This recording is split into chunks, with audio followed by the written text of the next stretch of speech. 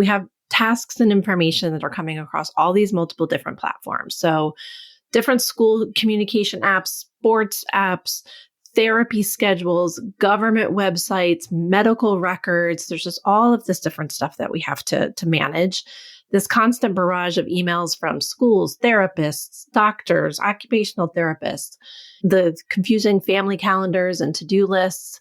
And I think a lot of times just managing things like digital files and information, like right now I'm going through a complicated process related to Medicaid. So I'm having to pull all of these different documents. And normally it would be really stressful, but I have kind of everything saved exactly where I want it to be. And so it makes a potentially very stressful situation a lot less stressful. I'm Debbie Reber, and welcome to Tilt Parenting, a podcast featuring interviews and conversations aimed at inspiring, informing, and supporting parents raising differently wired kids. I'll say right up front that this is a different kind of episode for the show, but stick with me because today we're diving into digital decluttering. I know firsthand the toll digital clutter can take. Raising neurodivergent kids means managing a ton of information. From school communications and teacher emails to scheduling appointments, handling assessments, and organizing documentation. It's a lot to keep track of, and it can really weigh us down. If you can relate, this episode is for you. I invited tech and productivity coach Amanda Jefferson, affectionately known as the Tech Whisperer, to help us tackle digital clutter. Amanda guides busy people through streamlining their digital lives and speaks about silencing society's noisy shoulds. She's a TEDx speaker, one of the world's first KonMari consultants, and co-host of the Good Enough-ish podcast. Her work has been featured in the Wall Street Journal, Real Simple, Harper's Bazaar, and Good Day Philadelphia. So in this conversation, Amanda and I discuss the importance of digital decluttering, particularly for neurodivergent families. Amanda shared strategies for securely storing essential documents, organizing email to reduce stress, that was one of my favorite sections, managing passwords, and using what she calls free assistance on our devices to make our daily routines run more smoothly. Even if you consider yourself tech savvy, I have a feeling you're going to learn something new in this episode. Enjoy, and hopefully you will walk away from this with some actionable steps you can get started with right away. So here is my conversation with Amanda Jefferson.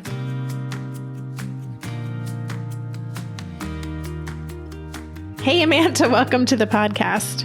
Hi, thanks so much for having me. I think it's kind of funny that right as I hit record, we had some technical difficulties and we're having a conversation today, not really about tech, but we are talking about our digital lives. So it does seem a little appropriate. I have read your formal bio, but I always ask my guests to introduce themselves in their own words, what you think is important for us to know about the work that you do in the world and also your personal why associated with that. My name is Amanda Jefferson. I am a tech and productivity coach. I left a really big, stressful career about 8 years ago to become a KonMari consultant, helping people declutter their physical spaces. But a huge elephant in the room was their tech and their digital world. So a year ago, I transitioned to helping people with their tech. And I help people one-on-one. I have online classes. I have a club called the Get It Done Club. And my why is I've always been kind of a techie. I've always been kind of a tech nerd. And I truly believe that these supercomputers that we're walking around with can make our lives so much easier. But a lot of times, instead of making them so much easier, they make them a lot more overwhelming because we're just handed these sort of beautiful computers in a white box, like, good luck. And so I'm sort of out there on my soapbox every day, just trying to help people whose lives are already incredibly complicated help their lives be a lot easier through using this tech. Again, this is a new topic for the show. And when I got your email, I was like, oh, yeah, like I could see how helpful this would be, especially in the context of raising neurodivergent kids. So I would love to know in that context, what is it about this unique path that parents are on raising these complex kids that makes it helpful, if not necessary, for us to have better control over our digital lives? Right. I was just diagnosed with ADHD this year, or last year, I guess it was, after suspecting for a long time that I had it. And my daughter is diagnosed with PDA. So we're sort of the neurodivergent leading the neurodivergent over here. And so I have a bird's eye view into just how complicated things can be. And I think as parents of neurodivergent children, and especially if you're a neurodivergent parent yourself, we have tasks and information that are coming across all these multiple different platforms. So different school communication apps, sports apps, therapy schedules, government websites, medical records. There's just all of this different stuff that we have to manage. This constant barrage of emails from schools, therapists, doctors, occupational therapists, the confusing family calendars and to-do lists. And I think a lot of times just managing things like digital files and information, like right now I'm going through a complicated process related to Medicaid. So I'm having to pull all of these different documents. And normally it would be really stressful, but I have kind of everything saved exactly where I want it to be. And so it makes a potentially very stressful situation a lot less stressful. And even things like navigating, like I've kind of gotten a crash course in PDA since my daughter was diagnosed. I'm in a lot of Facebook groups, all these communities and forums that I'm in, and managing that information. So I think, as you said, it's not just about, oh, how can we make life a little bit easier? Even more essential for neurodivergent families because they're navigating so much more. Yeah, this is reminding me of a conversation I had. It was probably 7 years ago on the show. My friend Lisa Viscardi, who at the time was an organizational consultant, she doesn't deal with our lives online, but we talked about the fact that, we've got all these assessments and evaluations, and you need to provide them for this meeting or this teacher. And she was the one who was like, just make a binder. That was like the best advice. It was the simplest thing, like, oh, have a binder. And now my binder is a Google folder. But it took me years to even realize that I didn't have to go scrambling to find all of these things every single time. So I do believe this work that we're going to be talking about today can be so powerful. We're going to be discussing digital decluttering. So can you define that for us? When I work with digital decluttering with my clients, we sort of focus on what I call the top four, the big 4+1. So we're talking about emails, files, photos, and passwords. Those are kind of the big four that tend to stress people out the most. And then the fifth that I add on to that is just a general understanding of how to actually use our tech. So many of us we have the Apple Watch, we have the iPhone, we have the Mac, and it can do all of these cool things that we don't actually know that it can do. And so we actually experience a lot of friction on a day-to-day basis, just trying to figure out how to use those things. So for me, with the digital decluttering, that's sort of the first step of like, we got to weed the garden before we can plant the flowers. So let's actually declutter things, clear out all of those emails and files and passwords and photos that you don't need, so that then we can, with what's left, organize it in a way that's really, really easily accessible. Like, for example, you just said, now your binder lives in a Google Drive, and that's an amazing thing because you could be at a doctor's office and pull up a document on your phone. So it can just make your life so much easier when you make that initial investment to get kind of all your ducks in a row digitally. I'm just going to share that my system. She's using air quotes. And this isn't going to turn into a coaching session for me, listeners, I promise. But this system that I'm using right now, I know is ridiculous. I have this notes app on my computer and also my phone, and they communicate with each other. And what I do anytime I'm like, there's a password, or I want to save this link, or I want to save the language for this email, or I want to add to my list of the show I want to screen on Netflix, or just everything, I'll stick it on the end of a random note. And as I'm doing, I'm like, Debbie, this makes no sense. But I've been doing that for the past year and a half. But here's where I'm getting to the question. There's so much inertia about needing to change. It feels so big to kind of wipe the slate clean or start over with some kind of fresh system. So how do we begin to do that? How do you encourage the clients that you work with that it's worth it to take the pause to really start kind of creating these systems that in the long run we know would be helpful, but can feel really overwhelming to begin. Yeah, luckily, when my clients reach out to me, it's so nice because I'm so proud of them because it's not easy to wave the white flag. Like so many of us just think like, I should be able to figure this out.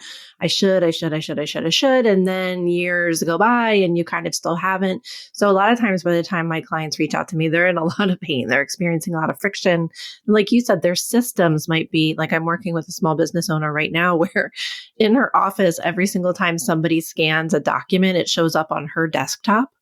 So she was then receiving that document and emailing it to this other person and then deleting it, right? And instead of just like, let's figure out why actually these documents are getting scanned onto your desktop. And we were able to figure that out in 5 minutes. And then a problem that she had been dealing with for years kind of went away. So luckily, when my clients come to me, they're sort of like, oh my God, I'll do anything. They're ready to put in that work.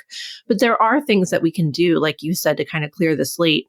Like an email, I call it like going nuclear. Like if you have 30,000 emails in your inbox, we are not going to go through those one by one and figure them out. We can create a folder that's called archive, put everything in there that's older than 30 days, and then kind of just start fresh. Or same with files. It's a little bit different digitally because like with your physical stuff, I would never be like, Debbie, just get a storage unit and take all the stuff you don't know what to do with and put it in a physical storage unit. I would never recommend that for your physical stuff.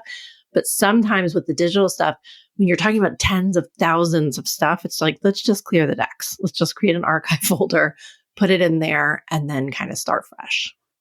I love that term of going nuclear with the email. I have done that before. It's probably time to do that again.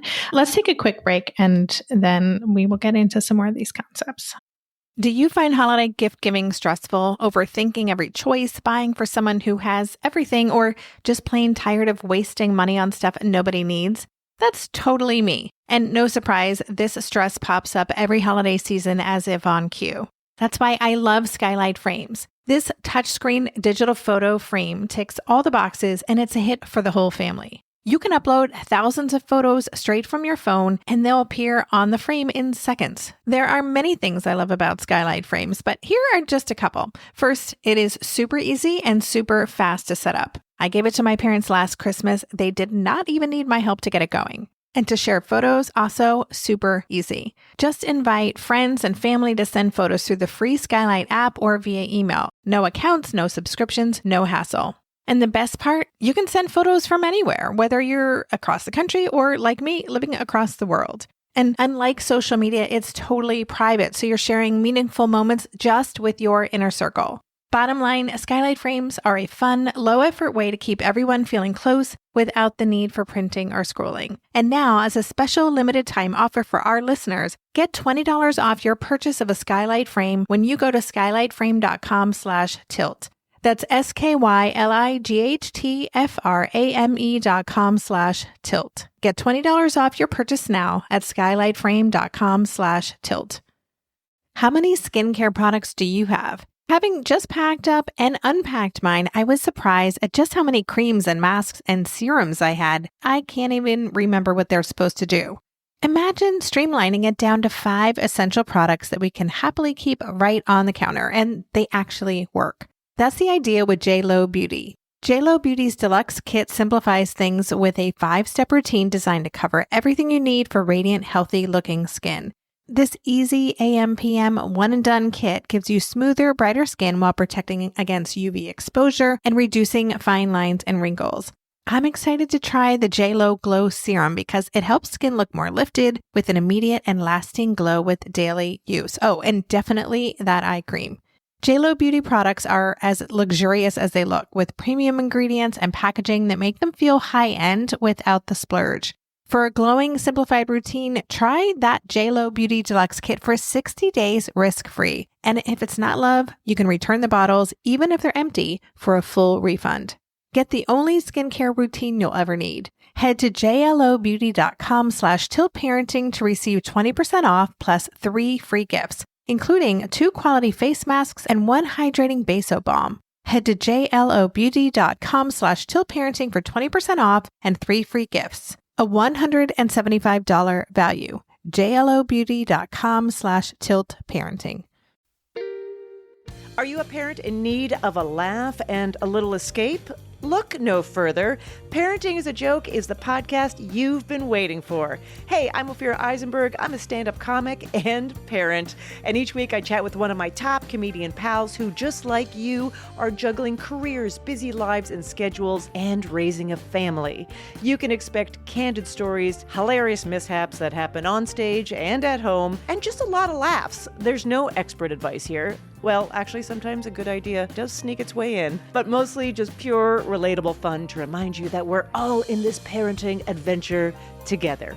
New episodes of Parenting is a Joke drop every Tuesday, so tune in, get ready to laugh, unwind, and maybe even feel a little bit better about your own parenting.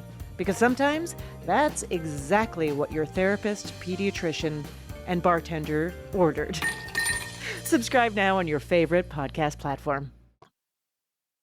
So as you were describing going nuclear with the email and just something, because we've gone through this major move this summer and I have this like ongoing autoresponder, like, please bear with me. I'm still like, treading water or slowly sinking. Like I'm burying myself from the last couple months of chaos. It just feels like this huge weight. Can you talk about the weight that we are living with? It becomes our status quo, I think, for so many of us, of this digital clutter that's in our lives. And what's the impact of that? Yeah, I think about it a lot of times. I use a soccer metaphor, which is a lot of us feel like we're a goalie, in a soccer goal, especially with email. We've got 1,000 balls coming at us and we just stand in the middle. We're just frozen. And so the score is 1,000-0 and email is winning, right? So what I try to work with my clients on is teaching them the skills where, let's build a better defensive line so that you don't have 1,000 shots on goal coming at you. And then when we can kind of slow that flow, then when you have 20 or 10 shots on goal coming at you, the actions that you need to take. Jump left, jump right, do this, do that, right? And again, that's using the tech as your friend. So do you use Gmail? Well, it's one of my 5 emails that I have. Yes. Right. Very common. Gmail has all of these really cool features. It's my favorite email system because it has all of these different systems that you can set up that can really set up that defensive soccer team for you, where it's suddenly a lot easier for you to actually manage. So you can have, an action needed folder that you can clearly see what are the things that need an immediate action. You can do something called priority inbox, which will change your inbox from being, instead of just one big blob of emails that your brain can't make sense of, it will divide it into important and unread and starred and action needed and everything else. You can do all these cool filters and all kinds of stuff. So I think of Gmail as like a smart assistant that you just hired, but you have to train the assistant. And so a lot of people don't hire because it's so much work to train an assistant. But Gmail is a free assistant that you have. And so if you take the time to train it to do what you want to do, it saves you so many hours and so much grief. I didn't know that Gmail could do those things. Like, as far as I've gotten is I can star something. I'm like, I know that's important, but I'm one of those people who, when I open up my inbox, I have 2 associated with Tilt. The main one, if there's anything in there, it stresses me out. So I have this like challenge where I try to get to inbox 0 at least like once every 2 weeks. But that means I'm like processing emails that are really not even that important, but it like mentally I need to take care of them. So anyway, I want to learn how to hire Gmail as my assistant. That's amazing. What I was going to say is this is usually the part of the podcast where I'm like dying to tell the host, like, can you just share your screen and we'll stop recording and I'll just get in there. We'll talk. I'm like, let's just show me. That's so funny. Let's give some examples that listeners of the show are dealing with. So you mentioned earlier in the conversation, emails that we might be like going back and forth with the school, with the teacher, with a therapist, with a neuropsych, with an insurance. Like, can you share some ideas about how we can kind of organize or unclutter that type of correspondence so that it's easy to find records? Or is it important to hold on to all of those things? I'm one of those people, I still print stuff out sometimes and I have my little folders. I'd love to know your thoughts on that. Sure. So I think one of the most important things to remember about our email, I think a lot of people don't really understand the concept of sort of archiving and how the files and folders and labels and all of that work. So in Gmail or in any email service provider, you have the choice to delete or archive. And a lot of times we just archive. It's kind of, imagine if you're sitting at your desk and you have a trash can next to you and you have a filing cabinet. When you delete, you're just putting it in the trash can. And when you hit archive, it's essentially kind of like tossing it in the top drawer of the filing cabinet, right? But if you assign a label to it before you just toss it in the filing cabinet, then that's the equivalent of having a nice file folder with occupational therapy or school or whatever it is.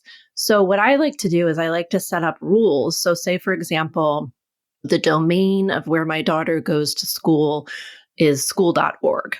Right? Any email that comes in from school.org is automatically going to be assigned her school, so that when I archive it and I click archive, it's automatically going to get archived into school. And I can even have that be sort of like a sub label under. So my daughter's name is Isabel. So under Isabel, I could have school, doctor, sports, whatever, and set things up so that when they come in, so that's training my smart assistant. Hey, anytime anything comes in from XYZ, please make sure you add this label to it so that when I archive it, it will go exactly where I need it. So that's an example of something that you could do that would make things a lot easier. And are you doing that without any kind of external program? That is just something that Gmail offers. For me, I'm like, okay, sounds amazing. And how long does it take to learn how to do this stuff? Because that's where I get into my, well, it's just too hard. I'll just keep doing my little stars next to things and I'll just deal with it.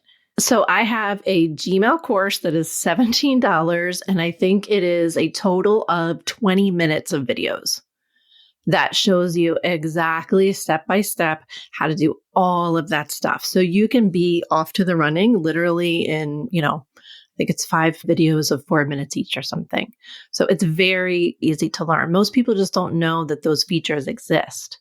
When we talk about digital decluttering, I'm never going to be the type of person that's going to be like, well, Debbie, all you need to do is set aside 2 hours a week to process your email. I'm all about teaching you, these are all the cool tips and hacks and tricks that you didn't even know that you could do so that it's actually maybe even somewhat fun to process your email because you've got Gmail trained to be this really smart assistant for you.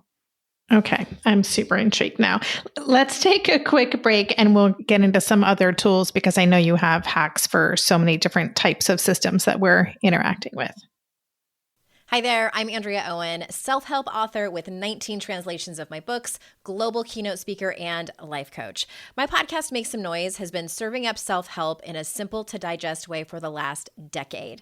The topics brought in each episode are practical and easy to implement around topics such as working through fears that keep you stuck, different modalities of therapy, managing your negative self-talk, and more. We bring you guest experts, solo episodes, and I even coach listeners on the air around relatable struggles.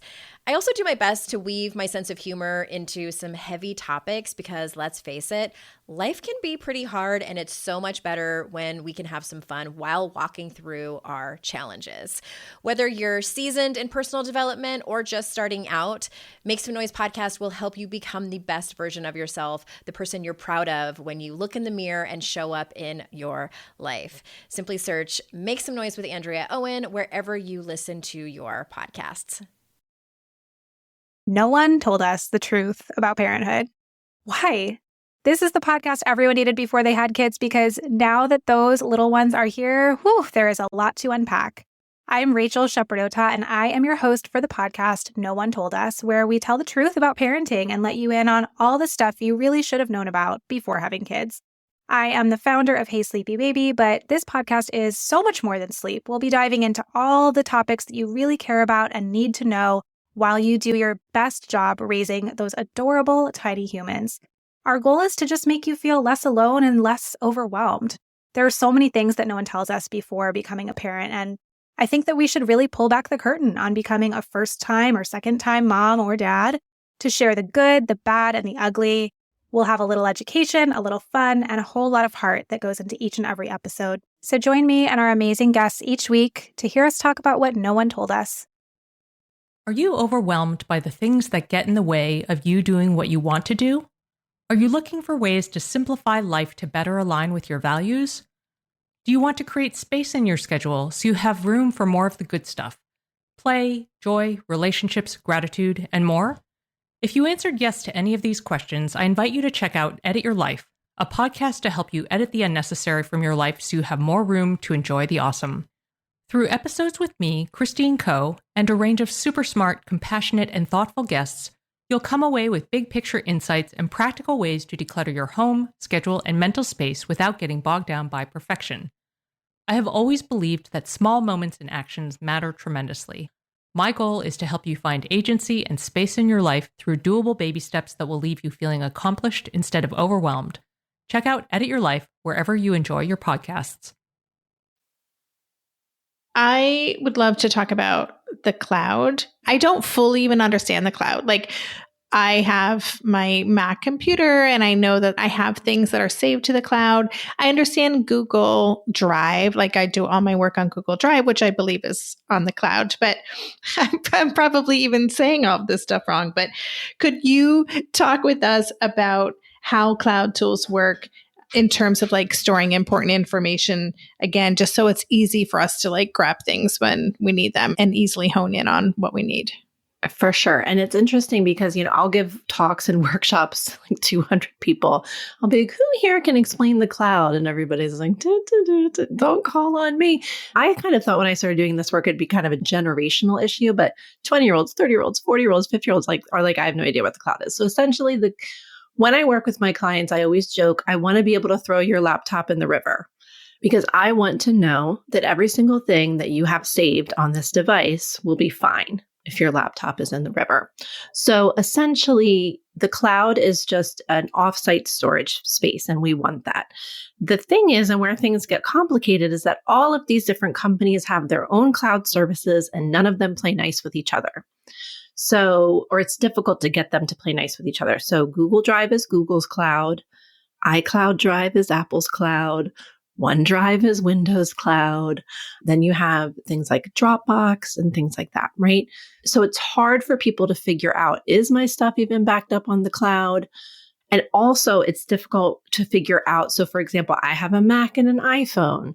So certain tools are going to make more sense for me than somebody that has a PC and an Android, or a mismatching Apple and all of that, right? So essentially the cloud is your friend. You just kind of have to figure out what is the right cloud service for you and go all in on that. So you mentioned Dropbox and Google Drive. Those are two that I use a lot. Do you recommend, if people have multiple things that they do hone in on one thing? For me, would you recommend moving the Dropbox things, which tend to be like my podcast files or some of my bigger things, into Google? I use both as well. And I think it's really hard to not use both of those. So I think Dropbox and Google Drive, because they perform different functions, and I think that they both make a ton of sense. But I do typically recommend that somebody, in terms of general file storage, I like a tool like Dropbox versus an iCloud or versus a OneDrive because it's agnostic. So it does play nice across all of the different companies. It's sort of an umbrella, which is why, like passwords as well, for example, you can save your passcodes on your iCloud keychain or on your Chrome browser, but they're not going to play with each other. If you use a more agnostic tool like 1Password, it doesn't care what you're using, it's going to work for you.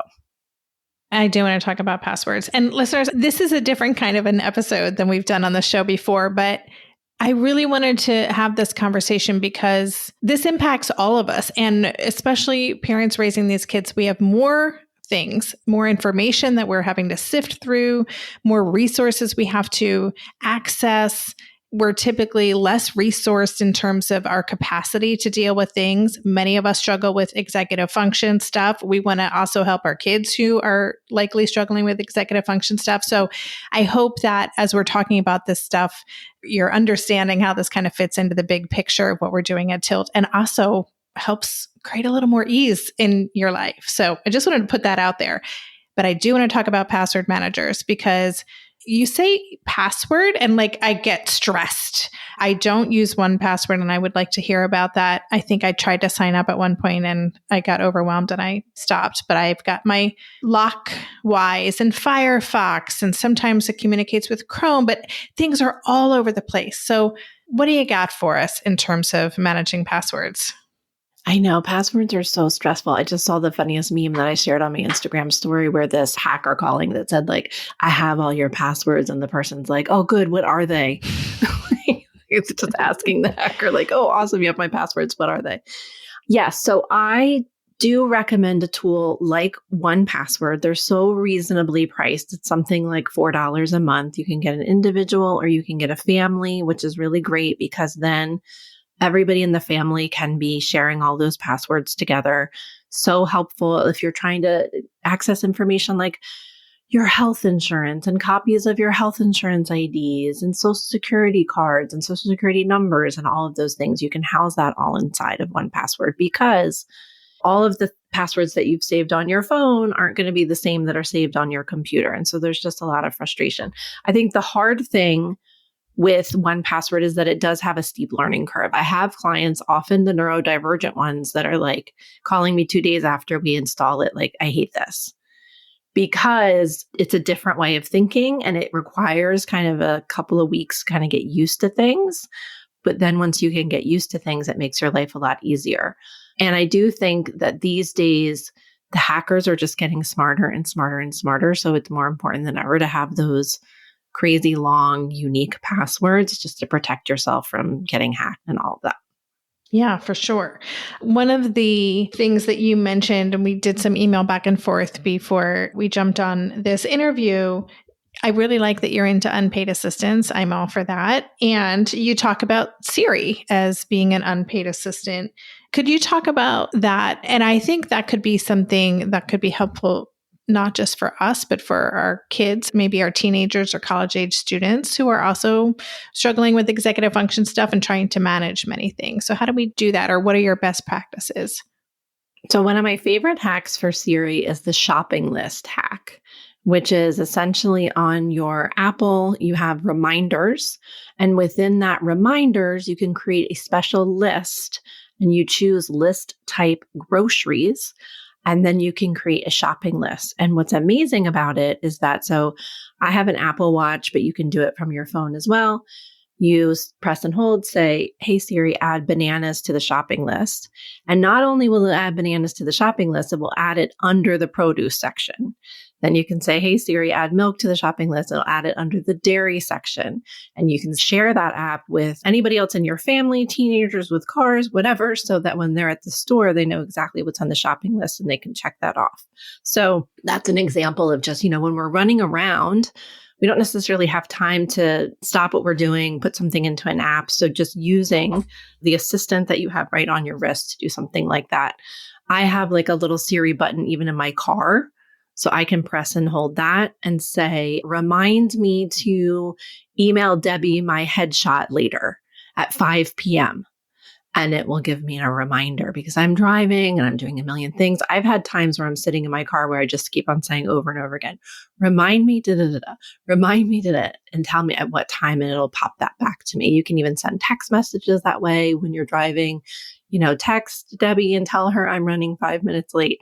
Things like that. You just kind of boss Siri around and she can typically help you with what you need. Or, hey, Siri, what time does the post office near me close? And it can answer those questions for you. Oh my gosh. And here I thought I was like a tech person. I found several matching places. US Post Office. Oh, look, now Siri's talking. She's like, I want to get in on this. She's telling me about my local post office. Yeah. Again, this is turning into true confessions, but me at 2 a.m, right? When I wake up, I'm like, and I remember something, I like grab my phone and I send myself an email reminding me of the thing so that in the morning when I look at my email, it will be in there. But I'll end up some mornings having like 8 emails that I've sent to myself in the middle of the night that I then have to process because I have to process all of my emails in order to feel like things are clear. So you're inspiring me so much. Let me just ask you quickly about calendar. apps. I will say that's one thing I'm pretty good at. Like Google Calendar, I get reminders. I know I can set my reminder for like 10 minutes before. It pops up on my phone. It pops up on my watch. I have not been able to get my 20-year-old to use Google Calendar, and it's a point of contention for me. But do you have any favorite hacks or best practices for sharing calendars or organizing calendars within a family? Right. I really love Google Calendar as well. You can see, so for all 5 of your different email addresses, you can see all of those in one. You can layer those all on top of each other. I like to geek out about the colors on my calendar, and I even use my brand colors for the appointments because I think it just, anything that you can do, it's kind of like those dopamine hits that I need, anything that I can do to make things look like more aesthetically pleasing, I will do. I am really intrigued with those wall calendars, these new digital wall calendars that you can get, that you can put up, that's sort of a family central. I think one's called Skylight. I haven't gotten any of those yet, but yeah, I think Google Calendar is a really great tool. And yeah, it sounds like you're doing great with it. So probably not too much to learn there. Okay. You're like, check, get an A on that one. I do want to talk about ChatGPT if we have time, because I think that can be really helpful. Let's do it. So ChatGPT has been a lifesaver for me. So for example, when we were working on getting my daughter's diagnosis, I could literally say to ChatGPT, okay, go into the DSM, pull all the criteria for autism, and please also pull all the criteria for PDA. I'm going to list out all of my daughter's, like, things that I've noticed about her behaviors and all of that. Can you please cross-reference those and create a bulleted list for me of all of those different things with her behaviors underneath? And it took about, 3 seconds, and it did that. And I sent it to her evaluator, and he's like, what am I here for? You know what I mean? Like, you've kind of already done the work. Or this week, I'm working on a letter of medical necessity. So I found a template online, gave it to ChatGPT, put in some of my own information, and within seconds, it popped out a beautiful letter that I could send to her doctor to say, can you sign this? So just things like that. It's like your free assistant. ChatGPT is such a free assistant. Yeah. And such a time saver. I think, especially for things like that, when it's like sifting through research that's available, but it would take us so much time to pull out the things that are relevant to our lives. That's a great hack. And I also want to mention the calendar. It is a Skylight calendar, and I'll give a shout out because they are a periodic sponsor of this podcast. So I'll have a link at the show notes page because there's also a discount for Tilt listeners. So I will include that. Ooh, I need that discount. I want to get one of those. They're pretty great. As we wrap up, we've obviously just scratched the surface. And so if you're feeling the way I am after this conversation, listeners, and you want to dive deeper, definitely go to the show notes page for this episode, because I will share links to Amanda's resources and website and podcasts, and you can start kind of seeing where you might want to start. What are 1 or 2 kind of quick wins for listeners who want to take an action today after they listen to this and take a step towards really decluttering their digital world? I would say one step you could take today would be to create an action needed folder in your email and use that as a place where you drag and drop things that need attention, and make sure you address those and clear those out. And then I would also say, if you are a Gmail user, I would experiment with priority inbox. So you could just do a quick Google search, how to set up priority inbox in my Gmail. And then I would add one more, which is, if you're an iPhone user, try this shopping list hack. So good. I am definitely inspired.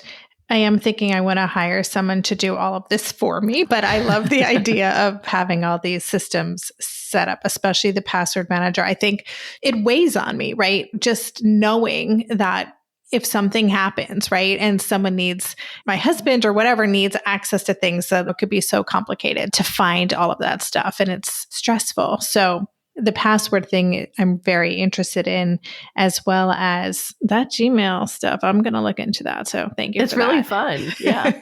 Well, fun for some of us. That's my idea of fun, which is pretty lame, but it's a gift to the rest of us. So can you let listeners know where they can connect with you?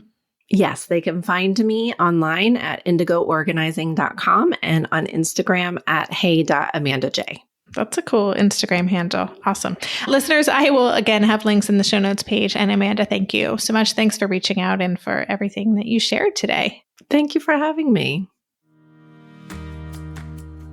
You've been listening to the Tilt Parenting Podcast. To learn more about today's guest and the resources we talked about, check out the extensive show notes page on Tilt Parenting. There you'll find key takeaways, links to all the resources mentioned, and even a full transcript of our conversation. Just go to tiltparenting.com/podcast and select this episode. If you're looking for personal support from me and connection with the phenomenal community of parents raising neurodivergent kids, join us in the recently rebooted Differently Wired Club. The new Differently Wired Club can help you cultivate the positive shifts you're hoping for. Go to tiltparenting.com/club to learn more. The Tilt Parenting Podcast is hosted by me, Debbie Reber, author of Differently Wired and the founder of Tilt Parenting, and was edited by Andrea Curtis Amasquita. To support this show, please join my Patreon campaign where you can set up a small monthly contribution. Just go to patreon.com/tiltparenting to learn more. If you want to follow Tilt on social media, you can find us at Tilt Parenting on Instagram and Facebook. And lastly, please take a minute to leave a 5-star rating or review on Apple Podcasts or wherever you listen to podcasts. That helps this show stay visible so others can find it more easily. And that's all for this week. Stay safe, stay well, and take good care. And for more information about any of the parenting resources Tilt offers, visit tiltparenting.com. Are you a parent in need of a laugh and a little escape? Look no further. Parenting is a Joke is the podcast you've been waiting for. Hey, I'm Ophira Eisenberg. I'm a stand-up comic and parent. And each week I chat with one of my top comedian pals who, just like you, are juggling careers, busy lives and schedules, and raising a family.